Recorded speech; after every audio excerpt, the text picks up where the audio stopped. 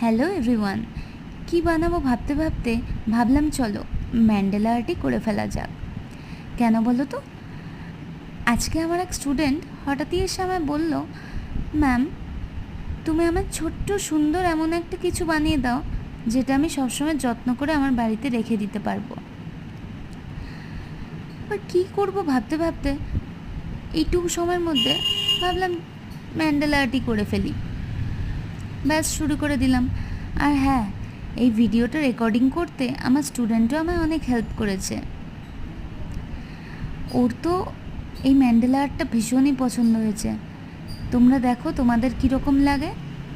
আর হ্যাঁ, ভালো লাগলে অবশ্যই আমাকে লাইক করে দিও আর চ্যানেলটা সাবস্ক্রাইব করতে ভুলো না, কেমন?